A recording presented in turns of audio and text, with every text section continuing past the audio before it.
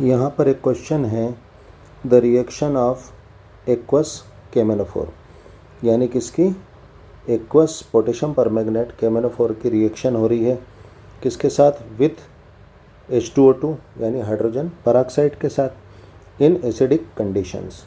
यानी यहाँ पर केमेनोफोर और H2O2 इन दोनों की रिएक्शंस को कैटेलाइज कौन कर रहा है, एसिडिक कंडीशंस यानी एसिड मीडियम कर रहा है ना। यानी एसिड मीडियम यानी हमारे H पॉजिटिव यानी H प्लस, जो कि हमें कहाँ से मिलते हैं, हमें एसिड से मिलते हैं। जैसे यहाँ पर H2SO4 है ना। एसिडिक कंडीशंस के लिए हमें इसके रिएक्शन में कैटलिस्ट किसको लेना पड़ेगा, H2SO4 को लेना पड़ेगा। तो यहाँ पर पूछा जा रहा है कि इस रिएक्शन में एसिडिक कंडीशंस में गिव्स क्या मिलता है। तो यहाँ पर आंसर होगा बी। एक तो क्या बनेगा, Mn2 पॉजिटिव एंड O2। ये किस तरह से होगा, आइए हम देखते हैं। तो हमारे क्वेश्चन में क्या दे रखा है, KMnO4 पोटेशियम परमैंगनेट, और हम जानते हैं ये क्या होता है, स्ट्रॉन्ग ऑक्सीडाइजिंग एजेंट होता है। इसकी रिएक्शन किससे कराई जा रही है, हमारे H2O2 से, हाइड्रोजन पेरोक्साइड से। और साथ में हम जानते हैं किस में हो रही है ये रिएक्शन, एसिड कंडीशंस में हो रही है। ठीक है, तो यहाँ पर हम जो है कैटलिस्ट हमने जो है सल्फ्यूरिक एसिड ले लिया H2SO4।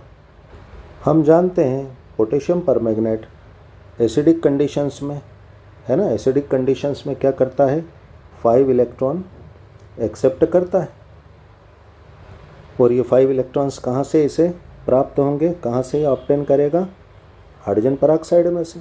यानी ये क्या करेगा, हाइड्रोजन पेरोक्साइड को जो है ऑक्सीडाइज करेगा, क्योंकि ये क्या कर रहा है, इससे इलेक्ट्रॉन्स ले रहा है। इलेक्ट्रॉन्स जब जाते हैं, रिलीज होते हैं, तो क्या होता है, ऑक्सीडेशन होता है, क्योंकि ऑक्सीडेशन नंबर बढ़ता है ना, पॉजिटिव में बढ़ता है या निगेटिव में कम होता है, ये भी कह सकते हैं, है ना। यानी यहाँ पर जो है KMnO4 ये तो किसको करेगा, ऑक्सीडाइज, हाइड्रोजन पेरोक्साइड को। और हाइड्रोजन पेरोक्साइड से 5 इलेक्ट्रॉन्स ये एक्सेप्ट कर रहा है, तो ये खुद क्या हो जाएगा, रिड्यूस हो जाएगा, ये क्या हो जाएगा, अपचयित हो जाएगा। और हाइड्रोजन पेरोक्साइड को क्या करेगा, ये ऑक्सीकृत कर देगा, ऑक्सीडाइज कर देगा। और यहाँ पर हमारे एसिड मीडियम का यानी H2SO4 का क्या काम है, उत्प्रेरक का काम है, कैटलिस्ट का काम है। और हम जानते हैं कैटलिस्ट क्या करते हैं, रिएक्शन को स्टार्ट करवाते हैं या फास्ट करवाते हैं और जल्दी से प्रोडक्ट हमें दिलवा देते हैं। तो यहाँ पर क्या हो जाएगा, इस कंडीशंस के लिए हमें 5 इलेक्ट्रॉन्स के एक्सचेंज को चेक करने के लिए क्या करना होगा, KMnO4 में सेंट्रल मेटल आयन यानी मैग्नीज की ऑक्सीडेशन स्टेट देखना होगा। हम जानते हैं कि ऑक्सीजन की ऑक्सीडेशन स्टेट क्या होती है, 2 नेगेटिव होती है। पोटेशियम की क्या होती है, 1 पॉजिटिव होती है। तो यहाँ पर कितने ऑक्सीजन हैं, 4 हैं। तो यहाँ पर एक ऑक्सीजन की क्या है, 2 नेगेटिव, तो 4 ऑक्सीजन की क्या हो जाएगी, 8 नेगेटिव हो जाएगी। ठीक है, यानी ऑक्सीजन के ऊपर क्या हो जाएगी, 8 नेगेटिव, और पोटेशियम के ऊपर क्या होती है, 1 पॉजिटिव। यानी ये मॉलिक्यूल तभी बन सकता है जब ये न्यूट्रल हो, यानी पॉजिटिव नेगेटिव बराबर हो।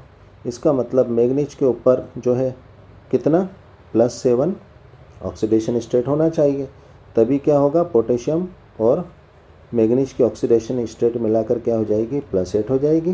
तो ये क्या हो जाएगा, न्यूट्रल हो जाएगा। यानी यहाँ पर मैग्नीज की ऑक्सीडेशन स्टेट हमें क्या मिल गई है, +7 ऑक्सीडेशन स्टेट मिल गई है।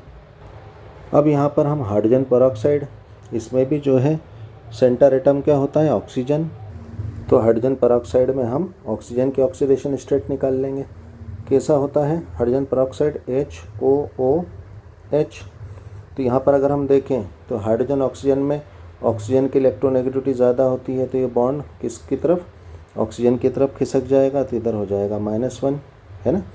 और यहाँ पे हाइड्रोजन से दूर गया बॉन्ड, यानी इलेक्ट्रॉन दूर गया, तो इस पर जो है पॉजिटिव चार्ज आ जाएगा, 1 है ना।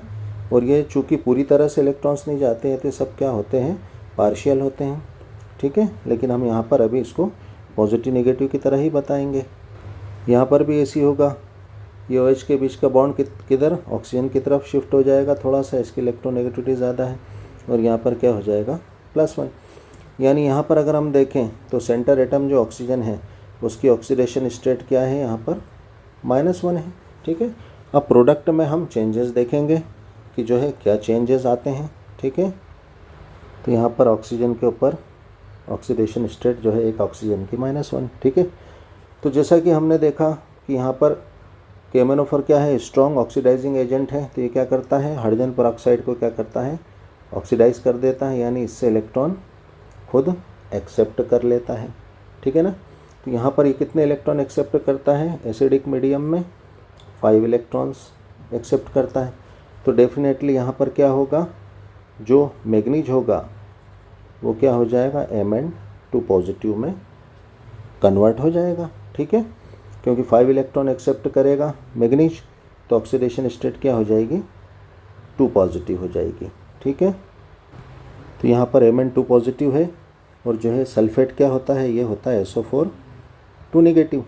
तो यहाँ पर ये क्या करेगा, Mn एक सल्फेट को एक्सेप्ट करके जो है MnSO4 है ना, मैग्नीज सल्फेट बना लेगा।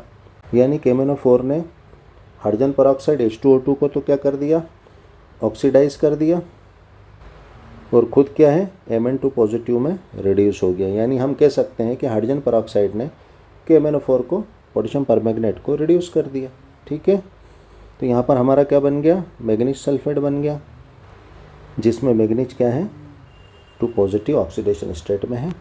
ठीक है, अब यहाँ पर अगर हम देखें तो हमारा H2O2 हाइड्रोजन पेरोक्साइड डिकम्पोज होकर क्या देता है, हम जानते हैं, एक तो वाटर मॉलिक्यूल देता है और एक ऑक्सीजन मॉलिक्यूल देता है। तो यहाँ पर जो हाइड्रोजन पेरोक्साइड से हमें जो ऑक्सीजन मिला है, हम जानते हैं कि ये O2 क्या है, एलिमेंटल फॉर्म में है ना, यानी तत्व की कंडीशन में है, और इस कंडीशन में ये क्या होता है, इसकी ऑक्सीडेशन स्टेट नॉट यानी 0 होती है। यानी यहाँ पर अगर हम देखें तो हाइड्रोजन पेरोक्साइड में ऑक्सीजन की ऑक्सीडेशन स्टेट क्या है, -1, और यहाँ पर प्रोडक्ट में जो ऑक्सीजन मिला है हाइड्रोजन पेरोक्साइड से, इसमें जो है ऑक्सीजन की ऑक्सीडेशन स्टेट क्या है, 0 हो गई है। यानी यहाँ पर अगर हम देखें तो इलेक्ट्रॉन्स क्या किए गए हैं, त्यागे गए हैं, रिलीज़ किए गए हैं, है ना। यानी यहाँ पर क्या हो रहा है, ऑक्सीडेशन हो रहा है, और क्या मिल रहा है हमें, ऑक्सीजन O2 मॉलिक्यूल मिल रहा है। तो यहाँ पर हमें हमारा आंसर B जो है मिल गया है। यानी कि एसिडिक मीडियम में जब पोटेशियम परमैंगनेट हाइड्रोजन पेरोक्साइड से रिएक्ट करता है ना, तो हमें क्या क्या मिलता है, एक तो Mn2 पॉजिटिव मिलेगा, है ना, और एक क्या मिलेगा, ऑक्सीजन मॉलिक्यूल मिलेगा, है ना।